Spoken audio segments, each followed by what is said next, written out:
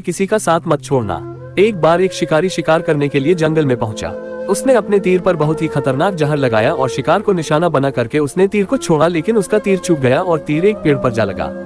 वो पेड़ बहुत ही हरा भरा और बहुत सारे तोते उस पेड़ पर रहते थे। जैसे ही वह जहरीला तीर उस पेड़ पर जाकर लगा, वह पेड़ धीरे धीरे सूखने लगा और उस पेड़ पर जो भी तोते रहते थे वह एक एक करके उस पेड़ को छोड़कर जाने लगे। उस बड़े से पेड़ के कोटे में एक बहुत ही बूढ़ा तोता रहता था जो बहुत ही धर्मात्मा और अच्छे मन का था। सभी तोते उस पेड़ को छोड़कर जाने लगे थे, लेकिन वह बूढ़ा तोता जाता था, दाना लेकर के आता और उसी कोटे में आकर के बैठ जाता था, परंतु उस पेड़ को छोड़ने को तैयार नहीं था।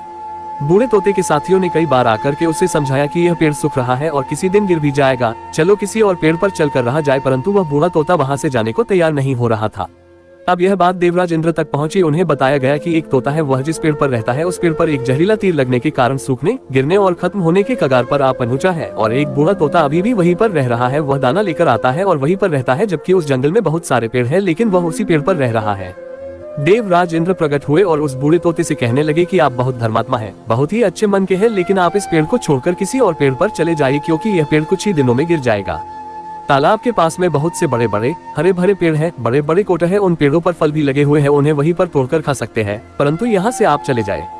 तोता बोला, माफ कीजिएगा, इस पेड़ ने मुझे जीवन दिया है, शिकारियों से मेरी रक्षा की है, हर मौसम में मेरे साथ रहा है, ये कोट मेरा घर है, यहाँ मैं पला बड़ा हूँ, इस पेड़ को मैं छोड़कर कैसे जा सकता हूँ?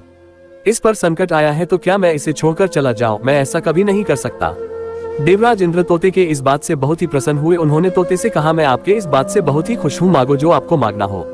उस बूढ़े तोते ने कहा, मुझे बस इतना मांगना है कि जिस पेड़ ने मुझे जन्म दिया, जहाँ मैं रहा पला बड़ा, जिसे आप मेरा जन्मभूमि कह सकते हो, आप इसे फिर से वैसा ही हरा भरा कर दो जैसा यह था।